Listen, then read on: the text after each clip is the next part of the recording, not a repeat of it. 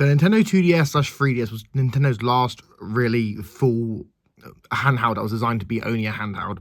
So in this video, I'm going to go over my collection for that system, the library of games I've got for it, and obviously the games I'm trying to obviously grab. And yeah, I'm just going to go over this in this video. So we're going to start by looking at my 2DS. This is my 2DS. It's a white and red one. I've got it still with the complete box and all the manual stuff. This was like £50 when I went to Reading and a trip to Reading and Berkshire. So that's nice to have, you know. It's got the original stylus, which is nice as well. So yeah, that's my 2DS. Nice little system.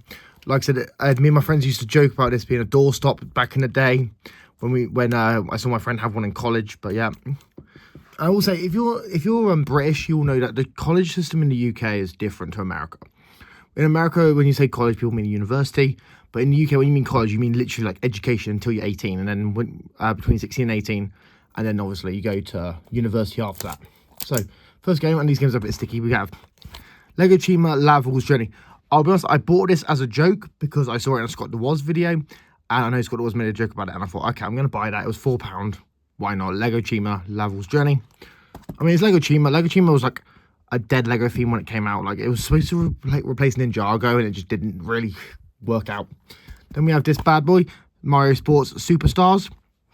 This has the amiibo cards, which is good to know. You know, £8 for this game, not too bad.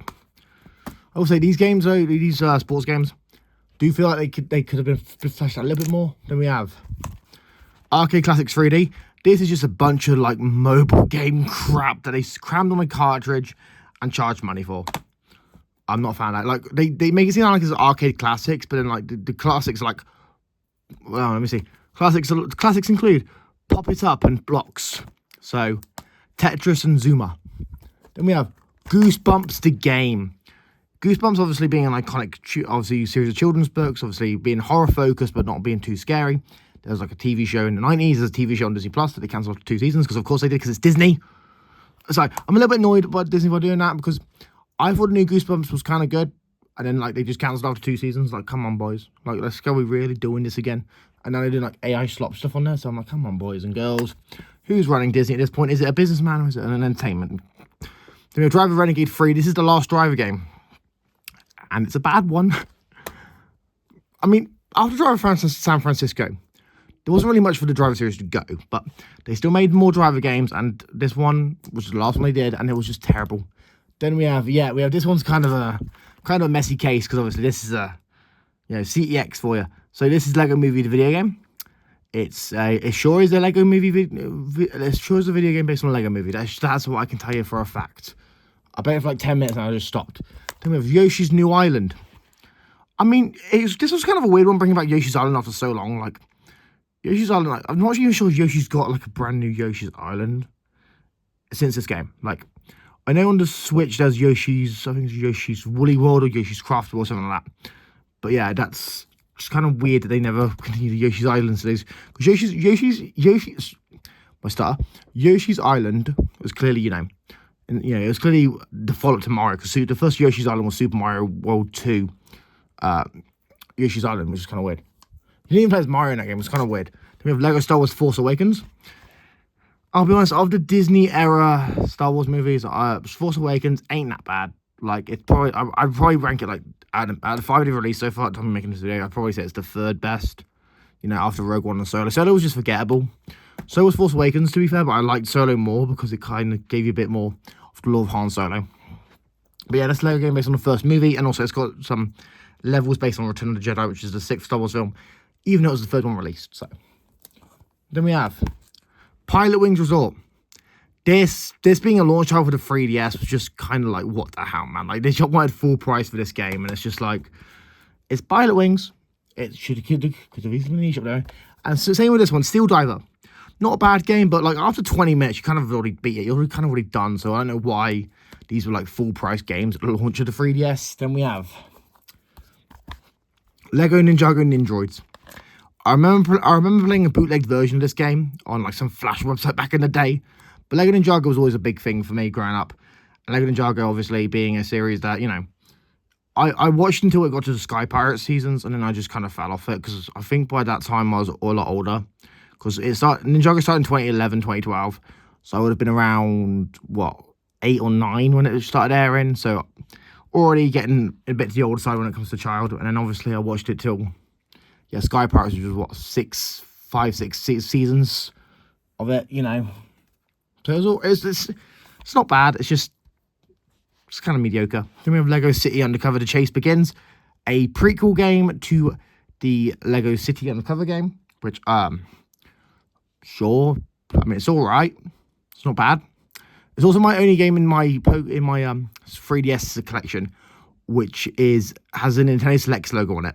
So there's that. That's like an interesting little tidbit. Then we have Mario Tennis Open.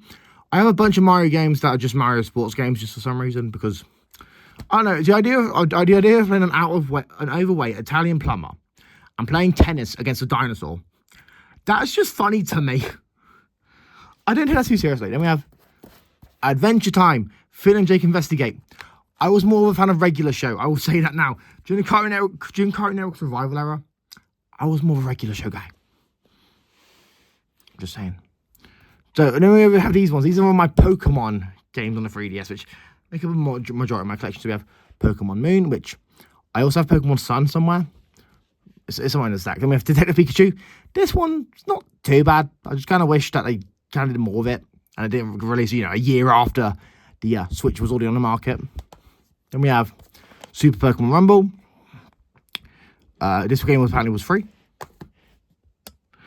Then we have Pokemon Super Mystery Dungeon, because the Mystery Dungeon games were just interesting to me, so I bought like 3 or 4 of them out of all of them. So then I got Pokemon Sun, because obviously you can't have Moon without the Sun.